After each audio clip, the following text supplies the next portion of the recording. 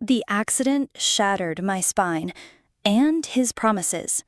I didn't sign up for this. I can't be with someone who's stuck.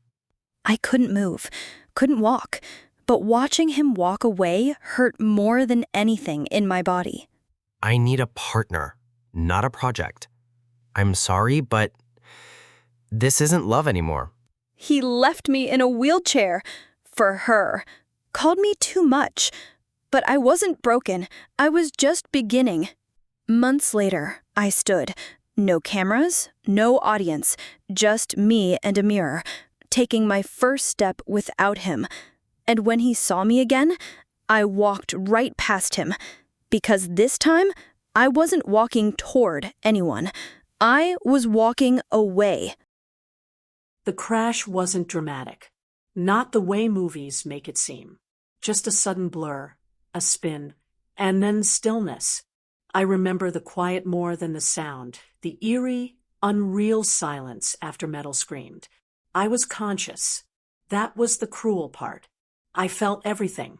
I remember the pressure in my spine and the panic rising in my chest when I realized I couldn't move my legs. Ethan wasn't in the car. He arrived hours later, pacing the hospital hallway like he didn't know where to stand. When he saw me, he cried. He kissed my forehead and whispered, "I'm not going anywhere." But promises made in pain are flimsy things. In the weeks that followed, his visits grew shorter, his touches lighter, his eyes distracted. And then, one afternoon, as I sat in a wheelchair staring out the rehab center window, he said it. "I love you, but I can't do this." I asked him what this was. He shrugged like it should have been obvious. The wait, the waiting, the uncertainty. And then he left. No fight, no breakdown, just a door closing behind a man who couldn't stand the sight of the woman he once claimed he'd never walk away from. I didn't cry. Not that day. My tears had been spent long before he left. I sat in my wheelchair, numb to everything except the steady beep of someone else's monitor in the next room. The nurse brought my dinner tray. Chicken soup. I stared at it like it belonged to someone else's story. My body felt like a borrowed costume.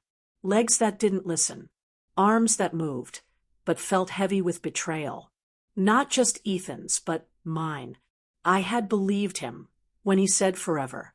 Believed his hand-holding in the hospital meant loyalty. But some men only love you when you're standing. And once you sit, they disappear like smoke. The rehab staff didn't mention him. Maybe they saw this happen before. Maybe they knew he'd leave the moment the reality of insickness arrived. The only thing that remained was the silence he left behind. Cold, loud, empty. I remember gripping the wheels of the chair, not to move, but to feel like I still had control over something. Anything. But I didn't. Not yet. I was 27, paralyzed, alone. And I didn't know then that this would be the day my real life, the one without him, would begin. They tell you recovery begins with acceptance. But what they don't say is that the first thing you have to accept is abandonment. The therapist came in cheerful, clipboard in hand, asking how I was feeling emotionally. I wanted to scream, but instead I just nodded. Fine. The lie tasted bitter. She introduced me to a physical therapist named Camila. Sharp eyes, soft voice. She didn't treat me like I was broken. She didn't pity me. She simply said, "We're going to find what still works." That sentence landed like a lifeline. Everyone else had focused on what I lost. She focused on what remained. My arms, my core, my mind, my will. The first session was humiliating. I couldn't lift myself off the bed. Couldn't hold a plank for more than 5 seconds. I cried in the shower afterward, not because of pain, but because of shame. Ethan's absence felt louder with every struggle, but Camila never flinched. "It's supposed to be hard," she said. "They left because you were down. You'll rise, and they'll call it luck. I stared at her. That line rooted somewhere deep. It didn't fix anything, but it planted something. And that seed, it started to grow. Days blurred into routines. Morning therapy. Meals I barely touched. Quiet evenings with a journal I couldn't bring myself to write in. What could I say? That I missed someone who left me for being inconvenient, that I hated my legs for failing me, that I hated myself for still wanting him to come back. I didn't write any of that, but I thought it, over and over. One morning, Camila found me staring at my reflection in the rehab gym mirror. "Still you," she said quietly. "Just a new draft." I looked away. Couldn't believe her. Not yet. But I kept showing up. Kept trying. Some days, I moved inches. Others, not at all. But every time I showed up, something in me stopped agreeing with the idea that this was the end. I began recording voice memos. Just to myself. I didn't send them. Just little messages. Still here. Got through today. Hurt like hell. They weren't affirmations. They were proof. Proof that I was surviving even if I didn't feel like I was living. And slowly, survival started to look like strength. Quiet strength. The kind Ethan never saw. The kind that didn't need an audience. There was a moment, one no one saw, where I almost gave up. I was alone in my room, staring at the ceiling, and I whispered, "What if this is it? What if he was right?" The silence didn't answer, but something else did. A twitch. Small. Brief. My left big toe. At first, I thought I imagined it.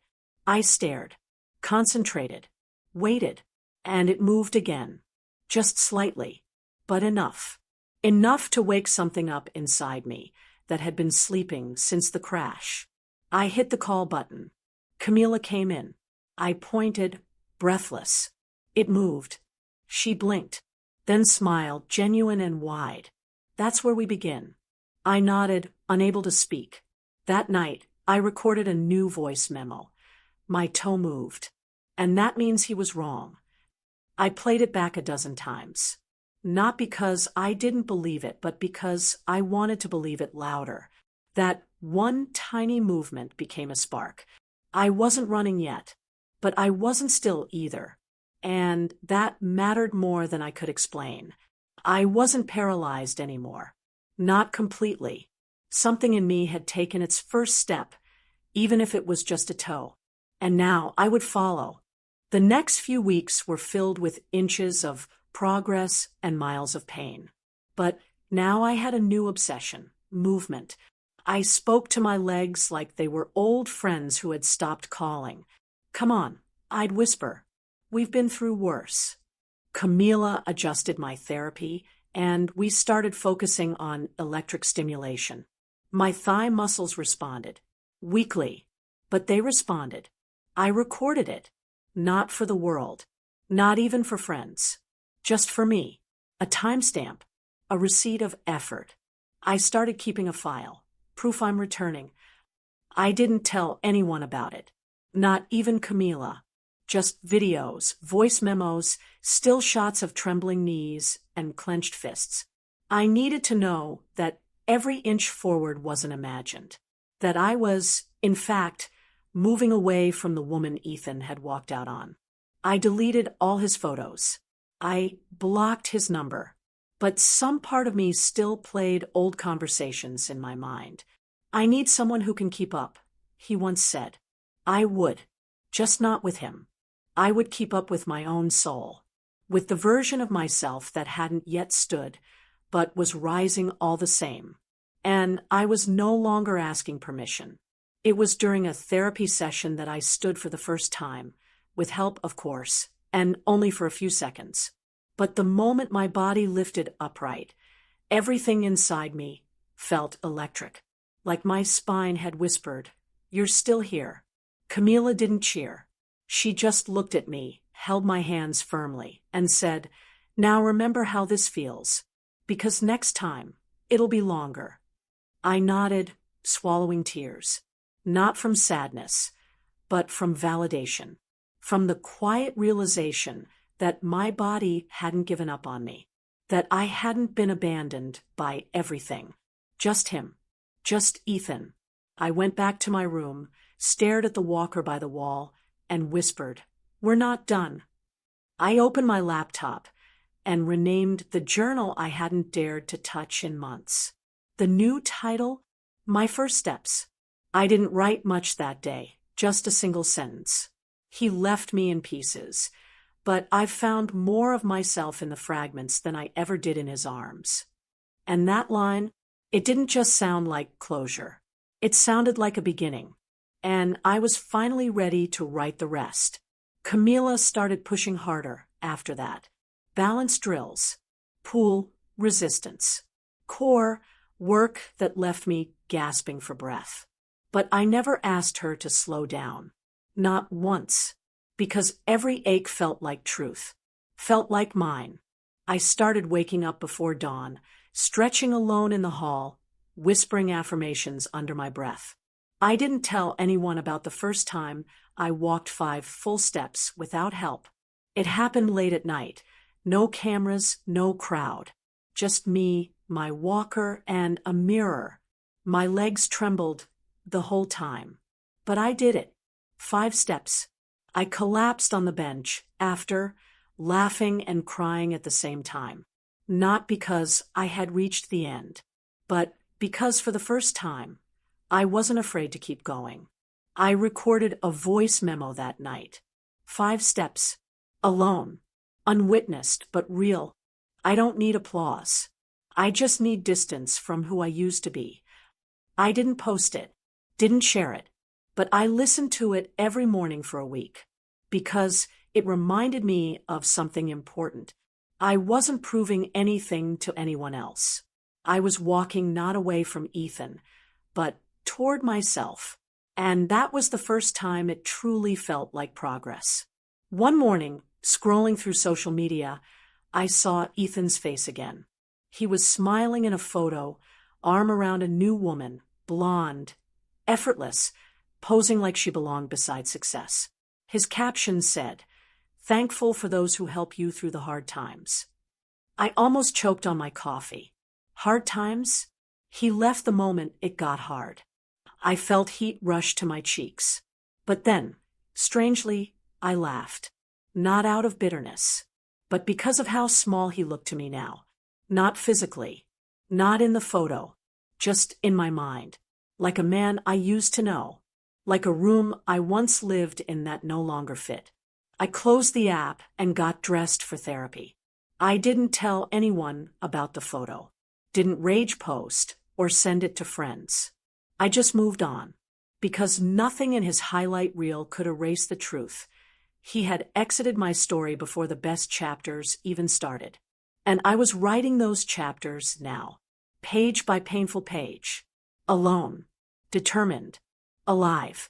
I used to hope he'd regret it. Now, I hoped he'd forget me. Because I was no longer his to remember. I had taken myself back. I started working again, remotely at first. Just part-time editing projects, voiceover jobs, and some volunteer work proofreading grant applications for a disability nonprofit. At first, it was just to distract myself. But then, it began to feel like movement of a different kind. My mind was sharper, my voice steadier. I wasn't just learning how to walk again. I was learning how to build a life I actually wanted to live. One morning, during a video meeting, someone asked if I wanted to contribute a personal essay for a campaign on resilience. I almost said no, but something stopped me. I opened a new document, titled it, Left Behind, but Not Broken. And just like that, the words came. Not angry words, not even sad ones, just honest ones, about what it feels like to be discarded mid-crisis, about how healing isn't linear, about how every inch of progress sometimes feels lonelier than the pain ever did. When it was published, I received dozens of messages. This is my story. I needed this. You put into words what I've never been able to say. That's when it hit me. Maybe I wasn't just recovering. I was returning to myself. Stronger, sharper, unedited. Walking got easier. Not simple, never painless, but easier. I weaned off the walker during short sessions. 10 steps unaided, then 15.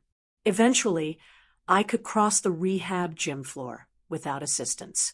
The staff clapped. Camila nodded, satisfied. But I didn't celebrate yet. Because these weren't just physical steps, they were emotional milestones. Each step away from the bed, I'd cried in. Away from the voice in my head that whispered, he was right to leave. And toward a new question, what if he never deserved to stay? That thought didn't break me. It freed me. Because when Ethan left, I assumed it was my fault. That my brokenness repelled him. But now I saw clearly he couldn't handle anything real. And I was nothing if not real. I looked at myself in the mirror again, this time without flinching. The muscles were uneven, the scars visible. But the woman standing there, she wasn't a victim. She was proof that you can lose movement and still move forward. That you can be shattered and still be sacred. That someone can walk away and you can still rise. And I did. Not all at once, but fully. I began filming again, but not the way influencers do. No makeup, no edits, no angles. Just daily logs. Sometimes just 5 seconds of me brushing my hair, pulling on socks, or walking a hallway with trembling legs. I posted a few clips to a small blog, called it Reclaiming My Ground. At first, only a few people found it. But the ones who did, they stayed. One woman messaged me.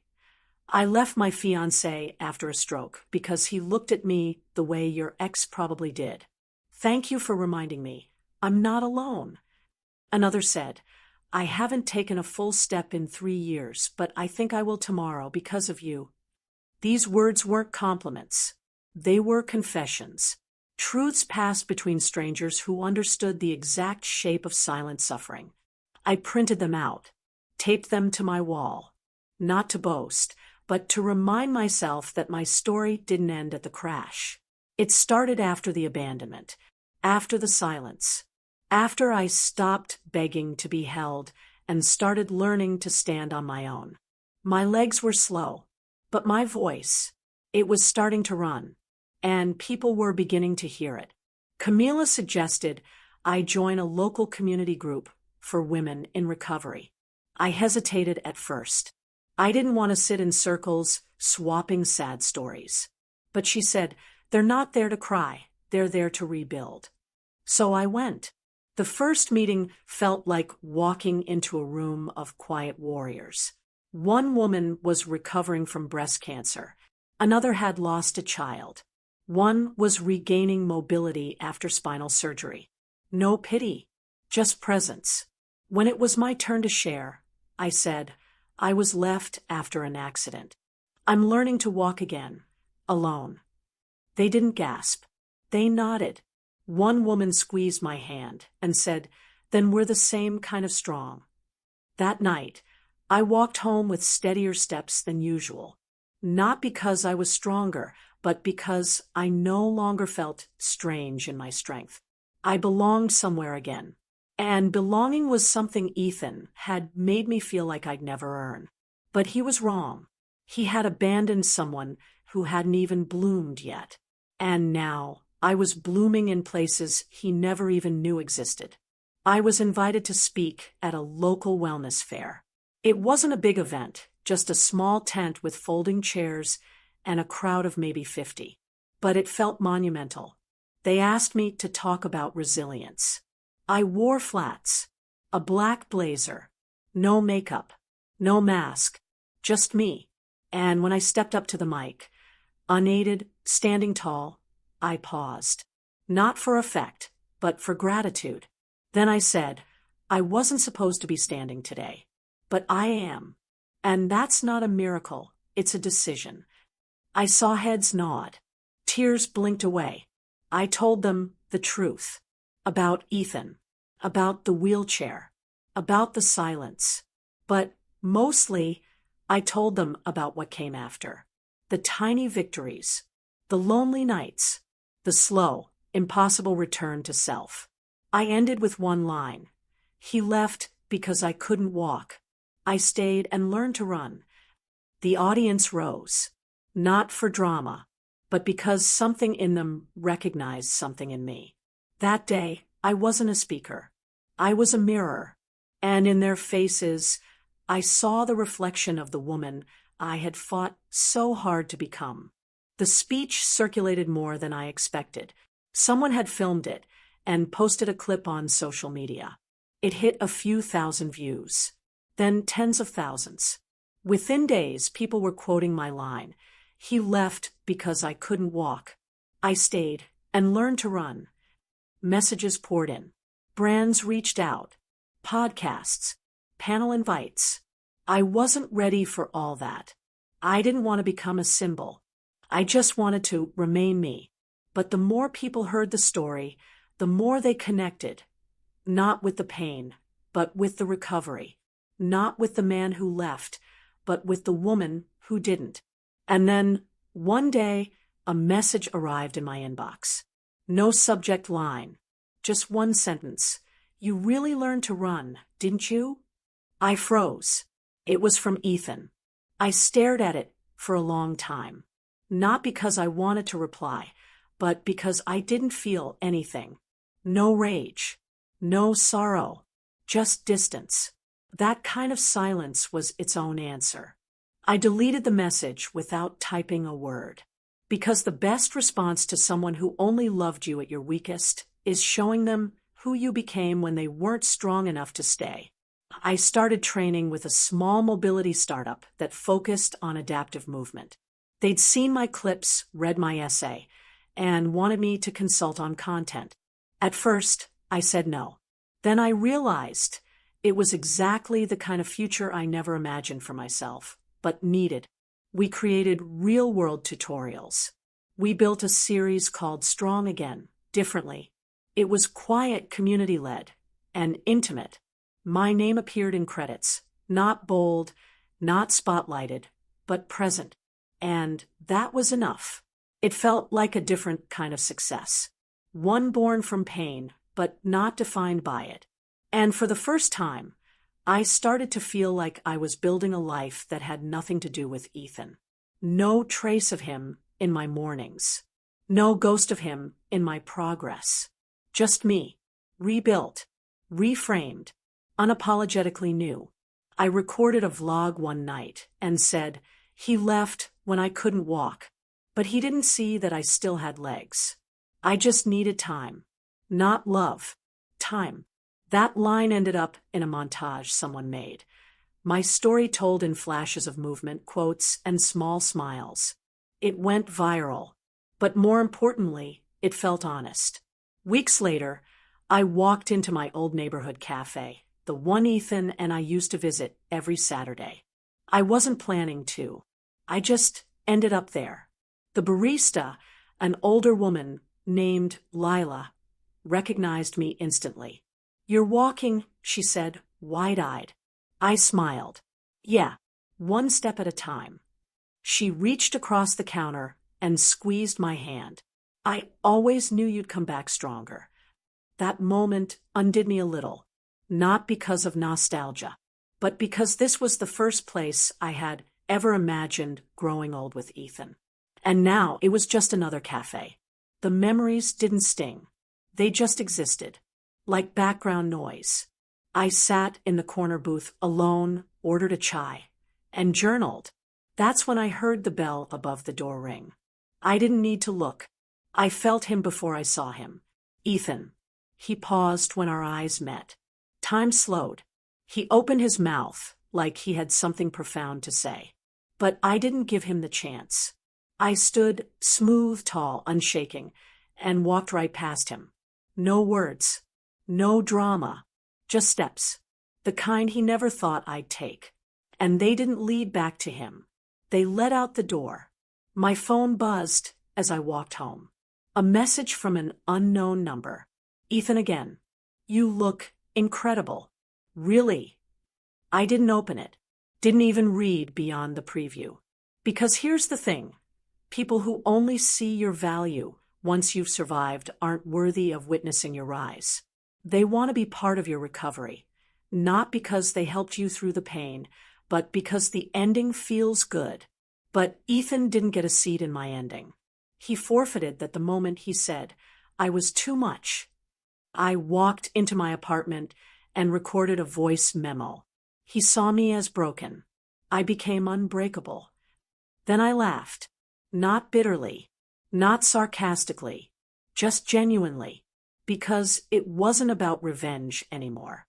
It wasn't even about him. It was about this version of me that I had never met before.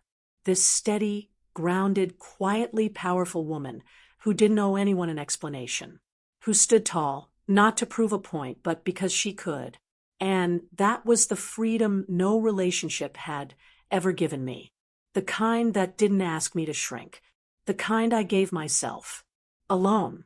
I was offered a feature story in an online magazine about personal transformation. The editor said, "We want to call it Steps She Took Alone." I smiled. "Only if we make it clear I never walked alone. I just learned to walk without him." She agreed. The piece was raw. It didn't glamorize the accident or dramatize Ethan's departure. It just told the truth. That I was scared, abandoned, uncertain, and that every inch I moved forward wasn't for an audience. It was for my future self. The article ended with a photo. Not of me posing. Just walking on a path in the park, backlit by sunrise. The caption read, "She took her first steps back to herself." And didn't stop. I showed it to Camila, who teared up and whispered, "Told you, they always regret it when you rise." I didn't reply. I just nodded, because regret was no longer my currency. Distance was. Strength was. And I had more of both than I ever imagined. Ethan faded further into the background with every step I took forward. Not because I erased him, but because I outgrew him. Quietly, permanently, with dignity he never earned. I was invited to speak at a regional wellness summit. Bigger crowd, bigger stage, full-length keynote. I hesitated, not because I didn't feel ready, but because part of me still whispered, "You were never meant to be here." That voice wasn't mine anymore. It was his, and it needed to be silenced. I said yes. The day of the summit, I wore soft gray slacks and low heels, nothing flashy, just comfortable and strong. When I stepped onto the stage, alone, the applause was polite, measured. They didn't know my story yet. But when I began, when I told them about the accident, the silence, the man who walked away the moment I couldn't, I saw their faces change. One woman covered her mouth. A man wiped his eyes. And when I said, "He left because I couldn't walk," but I didn't need him to carry me. I just needed time to remember I had legs. The room exhaled. When I finished, there was no thunder. Just standing. Quiet, full-bodied standing from strangers who now knew something sacred. That healing doesn't come when someone returns. It comes when you stop waiting for them and start walking toward yourself. After the talk, people lined up to meet me. Some just wanted to say thank you. Others shared their stories. One woman whispered, "My husband left me after I was diagnosed. I thought I was alone." I touched her hand and said, "You're not." That line didn't feel performative. It felt like oxygen. Because it was true. There are so many of us. Women discarded when things got hard. Women erased because we stopped being convenient. Women told to heal quickly so others wouldn't feel guilty. But I had taken that narrative and burned it. And now I was writing a new one for myself and for them. As the crowd thinned, I stepped aside to take a breath. That's when I saw him, Ethan, standing at the edge of the room, hands in pockets, watching like someone hoping for a miracle. I didn't flinch, didn't panic, just watched him the same way I'd watch a weather forecast, irrelevant unless it directly affected my day. He approached slowly. "You look incredible," he said. "Like, I don't know. Whole." I smiled. "That's because I am." I let the silence hang there. Then I turned and walked away. Whole, upright, untouchable. He didn't chase me. I think he knew that this time there was no version of this story where I turned back. I walked through the venue, shoulders squared, not because I was trying to be strong, but because I was. I called Camila and told her what happened. She laughed. "Did you at least let him see what he missed?" I smiled. "No, I let him see what he'll never be part of." That night, I sat at my desk and opened the final entry in the journal I'd renamed months ago, My First Steps. I wrote, "He saw brokenness. I became a blueprint. He saw weakness. I became a storm. He left, and I stood. And now I run." Then I closed the book, not to end the story, but because it had already ended. Not with his goodbye, not even with my recovery, but with my refusal to ever let him define one more step of my journey. I wasn't proving anything anymore.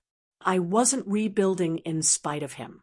I was simply living, on ground I had reclaimed, in shoes he never thought I'd wear again, walking a road he'd never be invited to follow. The story went viral again. This time, not because I chased attention, but because the truth travels fast when it's told without apology. My face appeared on wellness blogs, TED-style reels, and magazine posts titled, "She Rose Without Revenge." That headline stuck, because it was the one thing people didn't expect, that I wasn't angry anymore, that I didn't need to tear Ethan down to lift myself up. I had left him behind, not in bitterness, but in silence, in distance, in steps. People asked if I'd ever confront him fully, in private. I said, "What's left to confront? I already walked away." And they understood, because real healing doesn't ask for closure. It becomes it. I began consulting full-time for mobility and resilience-based campaigns, not just for disabled women, for anyone learning to live differently. I found purpose where I once feared emptiness.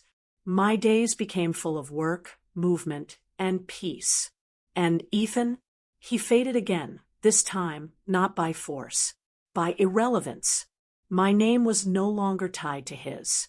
My progress no longer haunted by the memory of him leaving. I had written my name in footprints. And those never fade, not when you walk with intention. The last message he ever sent me came late one night.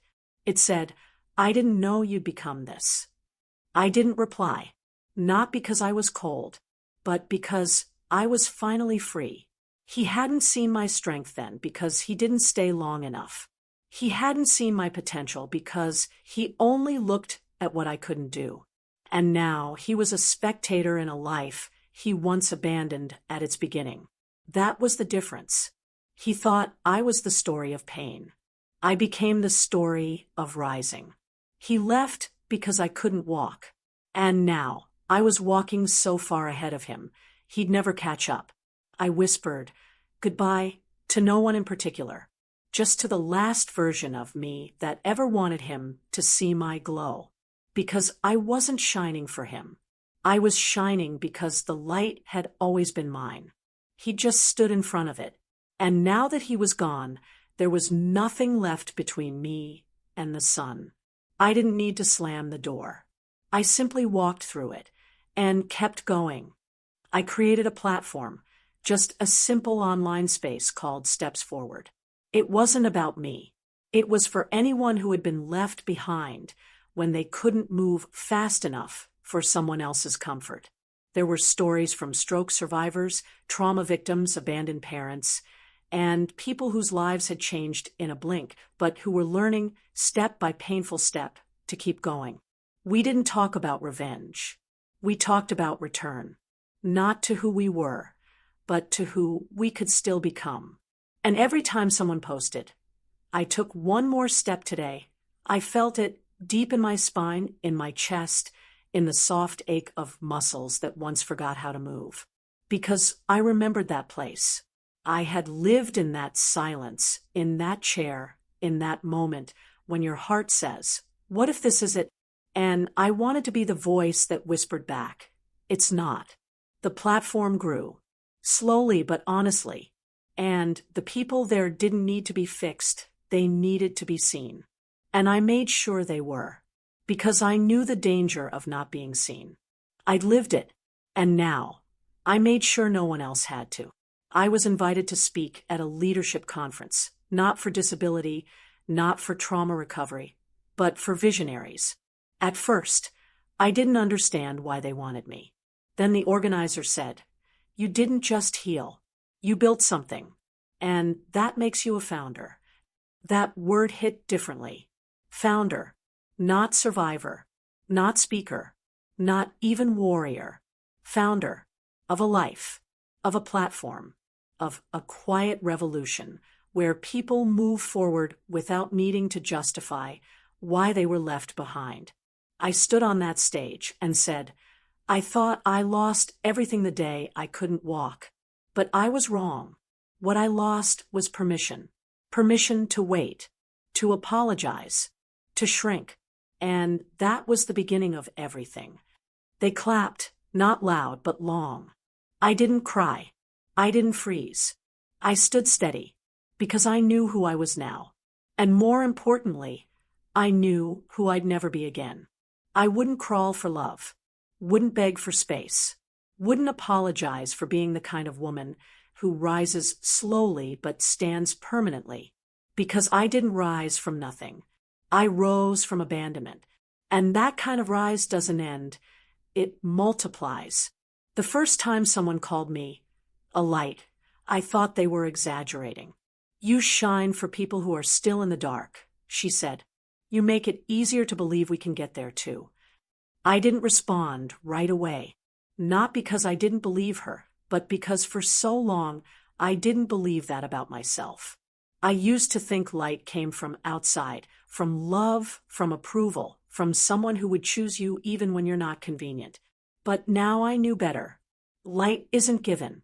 It's built. Inside scarred bodies. Inside silent years. Inside moments no one clapped for. That's where mine grew. And now, I wasn't afraid of the dark anymore. I wasn't waiting for someone to rescue me from it. I was the one holding the lantern. And wherever I went, I carried that flame with me. Not to lead, not to preach, but just to remind anyone who'd been left behind. You're not finished, not broken, not forgotten. You're just in the middle. And the middle is where everything starts. That's where I started. And I wouldn't trade that beginning for anything. On the anniversary of the accident, I returned to the clinic where I'd first been told I might never walk again. Camila met me in the lobby, eyes bright, arms open. "Still walking," she teased. I laughed. "Still running." She walked me to the therapy gym, now full of new patients, some scared, some silent, some already fighting back tears. I asked if I could speak to them. Just a few minutes. They made space. I stood in the center and said, "I know what it feels like to think this is where it ends. But I'm here to promise you, it's not. It can be where it begins." I didn't sugarcoat it. I told them it hurts. That progress lies. That some days you'll want to quit. But that every time you move, even a finger, even a toe, you are proving someone wrong. Even if that someone is the version of you that once believed you couldn't. When I left, a girl in a chair whispered, "I'm going to take a step because you did." I squeezed her hand. "Good. And one day, someone will take theirs because you did." That's how it spreads. Not through speeches. Through proof. I published a book, not about Ethan, not even about the crash, but about becoming. I called it The Weight of Stillness. It was quiet, honest, full of short chapters and long silences. I didn't write it to go viral. I wrote it because I'd promised myself, once upon a time, that I wouldn't stay quiet forever. And on the dedication page, I wrote, "To the one who left me in a chair. Thank you. I rose without you." People asked who it was for. I just smiled. They'd know. Or they wouldn't. Either way, it didn't matter. Because that page wasn't for them. It was for me. A letter to the ghost I'd outgrown. A final note to the version of me who once waited by the window for a man who never came back. That woman deserved closure. And I gave it to her. In a hardcover spine. With my name in print. With no footnote. No apology. No hymn. I ended my final speech with a line that came to me while walking alone by the lake. It wasn't rehearsed. It wasn't even poetic. But it was mine. I didn't take my first step to prove him wrong. I took it to remember I still could. The room was silent for a moment. Then came the kind of applause that feels like understanding. The kind you don't perform for. You just receive it. I stood there, not as a miracle, not even as a survivor, but as someone who had simply kept going. And sometimes that's all the victory you need. Not grandeur, not revenge. Just one more step, one more breath, one more day that belongs entirely to you. I walked off that stage, smiling softly. Somewhere, Ethan might still be watching. But this story, my story, was never his to narrate. It never was. He left because I couldn't walk. And I built a life so wide, so steady, so rooted in me that even if he ran now, he'd never catch up.